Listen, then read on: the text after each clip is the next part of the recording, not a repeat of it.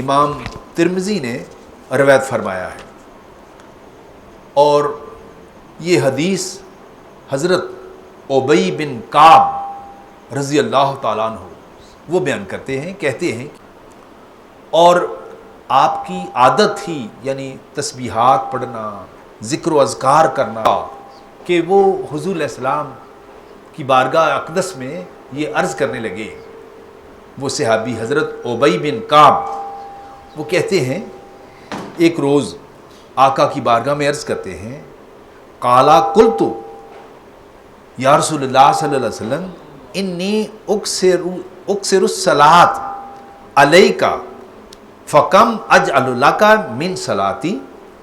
کہ یا رسول اللہ صلی اللہ علیہ وسلم، آقا میں آپ پر کثرت سے درود پڑھتا ہوں، پس میں آپ پر کتنا درود پڑھا کروں۔ یہ ایک روایت ہے۔ ایک روایت میں آتا ہے کہ میں اتنا ذکر و اذکار کرتا ہوں، دعا مانگتا ہوں، تو یا رسول اللہ صلی اللہ علیہ وسلم میں آپ پر کتنا درود پڑھا کروں، یہ سوال کیا۔ اس حدیث میں وہ عرض کرتے ہیں کہ یا رسول اللہ صلی اللہ علیہ وسلم میں آپ پر درود پڑھتا ہوں، لیکن مجھے بتائیے کہ میں آپ پر کتنا درود پڑھا کروں، یہ سوال کیا۔ میرے آقا صلی اللہ علیہ وسلم حضرت ابی بن کعب سے فرمانے لگے، فقالا ما شئت، تیرا جتنا جی چاہتا ہے اتنا پڑھا کر، تیرا جتنا جی چاہتا ہے اتنا درود پڑھا کر۔ وہ صحابی کہتے ہیں، کالا قلت الربع، کہ یا رسول اللہ صلی اللہ علیہ وسلم، آقا اب میں اپنا جو ذکر و اذکار کرتا ہوں، جو دعا مانگتا ہوں، جو میں دیگر ورد وظائف کرتا ہوں، اس میں سے میں چوتھائی حصہ آپ پر درود و سلام پڑھا کروں گا، یعنی اس کے میں 4 حصے کروں گا، اور اس 4 حصوں میں سے ایک حصہ آپ پر درود پڑھا کروں گا۔ اس پر میرے آقا صلی اللہ علیہ وسلم اس صحابی سے فرمانے لگے کہ کالا ما شئت فإن زدت فہو خیر لک، کہ اے ابی بن کعب تیرا جتنا جی چاہے اتنا پڑھ، مگر اگر تو اور زیادہ کر لے تو یہ تیرے لیے بہتر ہے۔ یہ دیکھیے حضور علیہ السلام اپنے صحابی کو درود پاک کی ترغیب دے رہے ہیں، زیادہ پڑھنے کی۔ کیا ترغیب دے رہے ہیں؟ زیادہ پڑھنے کی، کہ اور زیادہ کر دے۔ آپ نے فرمایا کہ تیرا جتنا جی چاہے اتنا پڑھ، مگر تیرے لیے بہتر ہے کہ تو اور زیادہ کر دے، یہ فرمایا۔ قالا ما شئت فإن زدت فہو خیر لک، تیرے لیے بہتر ہے کہ تو اور بڑھا دے۔ وہ صحابی عرض کرنے لگے، قلت النصف، کہ یا رسول اللہ صلی اللہ علیہ وسلم اب میں اس دعا کے، ذکر و اذکار کے جو میں پہلے کرتا ہوں، اس کے میں 2 حصے کروں گا۔ ایک حصہ آپ پر درود و سلام پڑھا کروں گا، اور ایک حصہ باقی ذکر و اذکار وہ کیا کروں گا۔ تو حضور علیہ السلام نے پھر فرمایا، قالا ما شئت فإن زدت فہو خیر لک، اگر تو اور بڑھا دے تو یہ تیرے لیے بہتر ہے۔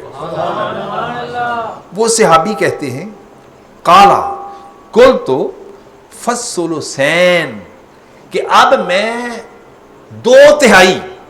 آپ پر درود و سلام پڑھا کروں گا، اور 1/3 دیگر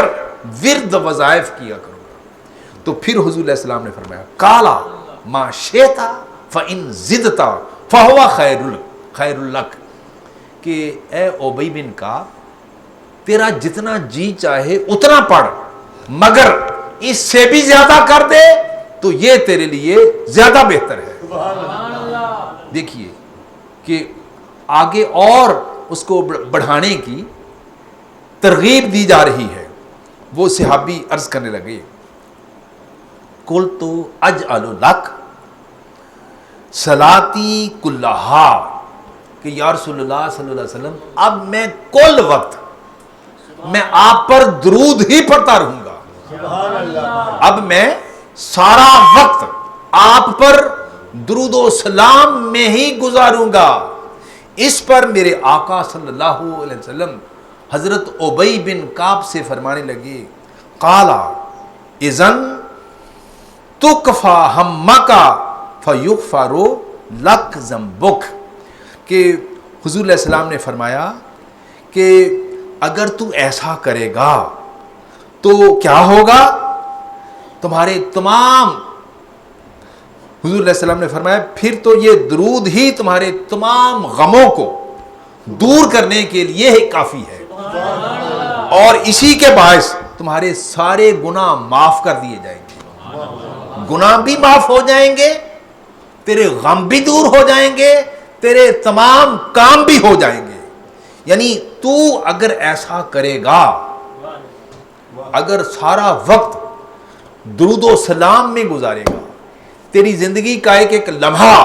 اگر میرے درود و سلام پر گزرے گا تو تجھے کوئی غم بھی نہیں اللہ پاک آنے دے گا، تیرے غموں کو بھی اللہ پاک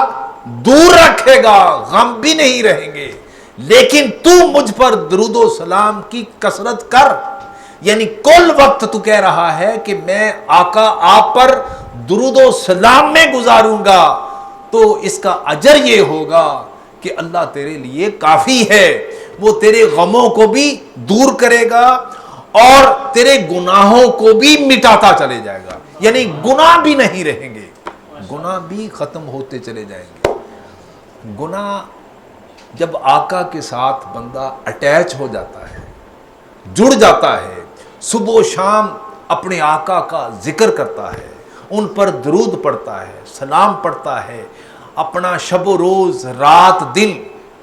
وہ حضور کے ذکر ہی میں لگا رہتا ہے، تو اللہ پاک اس کے غموں کو بھی دور کر دیتا ہے اور اس کے کاموں کو بھی آسان کر دیتا ہے۔ تو اگر ہم درود و سلام پڑھنے والے بن جائیں